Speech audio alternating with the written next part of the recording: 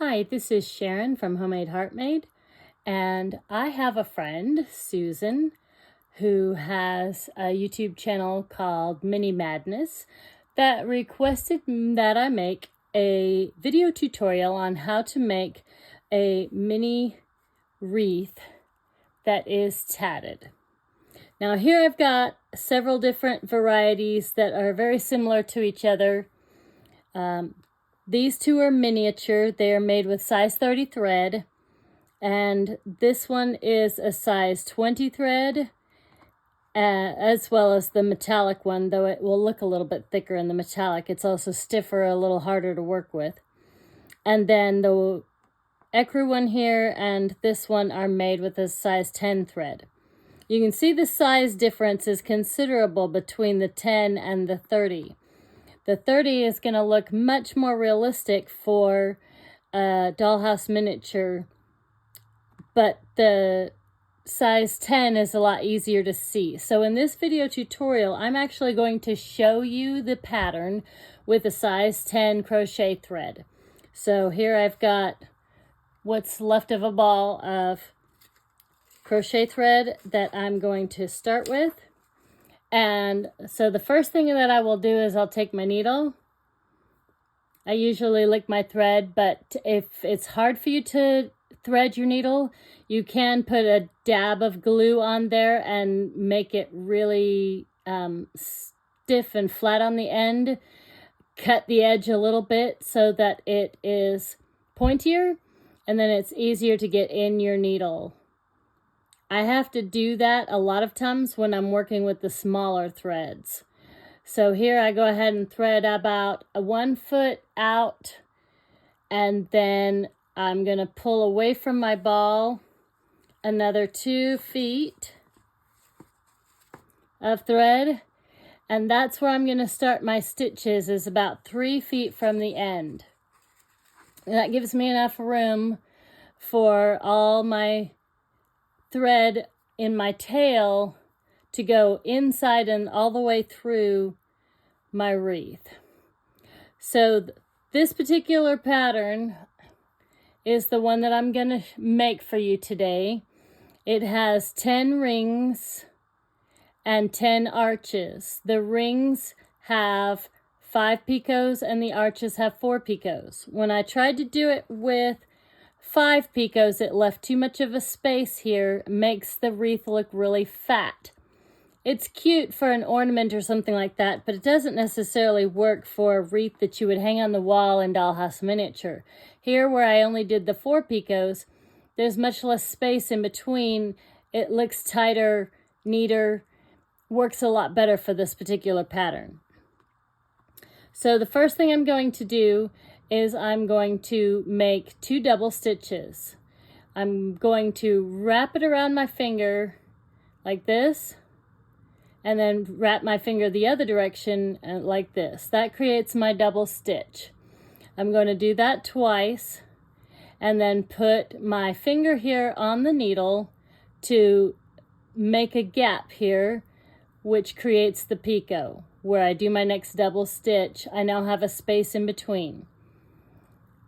I'm going to do 2 double stitches again, move it down, and put my finger here for the next picot, creating the next double stitches, the next picot, the next double stitches, and I want to end up with 5 picots, so there'll be 6 sets of double stitches. We're at 4,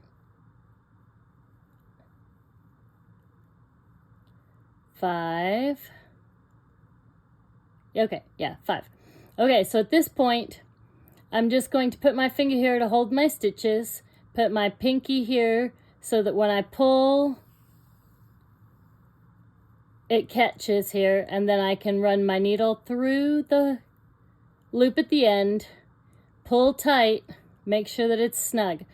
Each time that you make a ring, you want to make sure you've pulled it tight enough so that the rings all end up the same size. If you leave it loose like this, then your stitches can end up spaced out and it's not as pretty. So we're going to make sure and pull good and tight. Wrap it around your finger and go under and through, which will create a knot and close tight. That is the end of your ring. You can see I've got the 5 picots sticking out, and my ring is all closed and ready to move on. From here, I'm going to do the same thing, only I'm just going to do 5 sets of double stitches with 4 picots. So 1, I'm caught on my thread. My ball sometimes will stay in one place when I want it to move, and it will move when I want it to stay. That is one of the fun things about playing with thread. So here we've got 3 double stitches and 4 double stitches. All right, 4 picots. So here I'm going to hold it again, and I'm going to push my needle through and pull. Sometimes you have to make sure it doesn't get tied up in extra knots you didn't want. But I'm not going to stick my pinky in there. I'm going to pull it all the way through. That creates my arch. I'm going to wrap it around my finger and close it with the knot again. Just like that. And now I have a ring and an arch. So on the second ring, we're going to do double stitches. Finger for a picot. I try to gauge about the same distance each time, just by feel, but you can use a ruler or a picot gauge if you need to. Oops, here I see off the needle I can take it off and remember where I've made a mistake. Here we're going to connect to the first ring. This is a lot like crochet.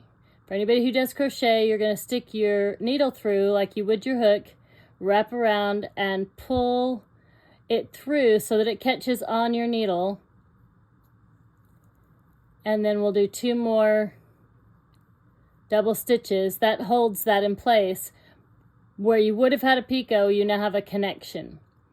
So we're going to do 3 more picots and double stitches in combination.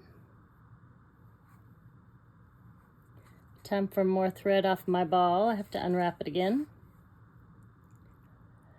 And then we are going to hold it and stick your pinky in and pull through. Stick your needle through, and we're going to close that ring. Okay, so now we have 2 rings and an arch. Now at this point, rather than make you watch me do it over and over again for 8 more times, I'm going to trade out and get one I have already started.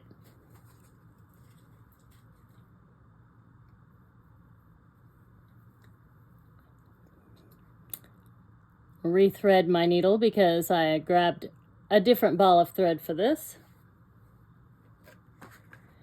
So now I'm working in ecru instead of white. But it won't matter for this. So I have, in this case, 8 rings and 7 arches. So we're going to quickly do 1, 2, 3, 4 picots and, no, that's only 3. 1 more. I like to double check myself, make sure I'm not missing anything, because it looks really funny if you have one that doesn't have enough, and if you're doing a bigger pattern than that, it can make everything go wrong. Okay, so number 9, we're going to go and make another ring. I'm going to connect to that second picot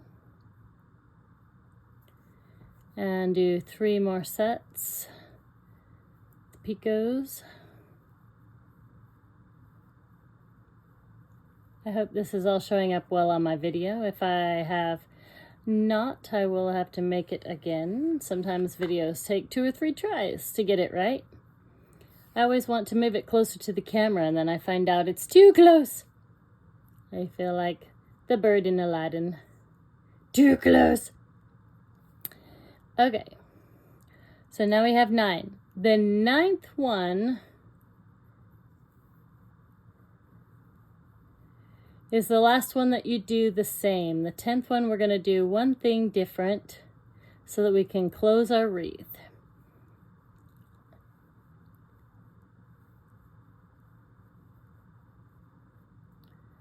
So here's my arch.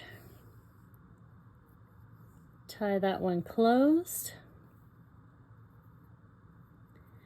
And here we're going to start it like we did before. We'll do our double stitch in our picot. And on the second one, we're going to connect. We'll do double stitches and a picot and double stitches. And here's where it changes just a little bit. Instead of going on and doing 2 more picots, we're going to connect to the original first side that we started with. So on the second one, you've got to have a space for the middle and a space after. So the second one, we're going to do a connection there again, pulling through. Then we'll do our double stitches, 1 more picot, and double stitches. We'll close this ring. And at this point, you now have almost a completed wreath. We have to do 1 more arch. We'll turn it and tie again. And 1 more trick. We'll do our arches. This is not the most comfortable sitting position. My feet are falling asleep on me. Good thing I'm almost done. All right, so now I have my arch complete. I'm going to pull through, but instead of tying off the end here, I'm going to go and find all the way back at the beginning, this first little loop here, and I'm going to go through that to pull it tight so that it connects back to the beginning and you can't tell where it is. Then we'll use our knot and tie it off. In this case, I like to do that twice. And I'm done. If you don't care about the possibility of it all coming undone, you can cut those off, glue them, whatever you want to do. I usually like to tuck my ends though. So I will take my needle and run it through the middle of my knots. I'll go halfway and pull it through. Again, like in crochet where you go and hide your ends, we're doing the same thing. This is a blunt needle, so it usually goes through pretty well. You can go all the way around, or for smaller projects, you can just go 1 arch. That's probably all I'll do here. You would cut it off here, rethread your needle, and go through the other side, and you are done. You have 1 wreath. If you do this in miniature thread, obviously it becomes very much smaller. I often have to use reading glasses to magnify and be able to see where to put my needle, especially when tucking my ends. But that is my pattern that I like to use. This one is not necessarily a pattern that I created. It is probably a free pattern from way back in the 17th or 18th century, because tatting's been around for a long time, and the only difference here between any of these is how many stitches, how many picots, and at this point, anybody trying to copyright it would be claiming silliness. So, I don't claim copyright on this. I try not to be too silly. Anyway, so that is my video for this. I hope you enjoyed it. Leave me comments if you have any questions or if you have other requests for videos from me. Thanks. Have a nice day.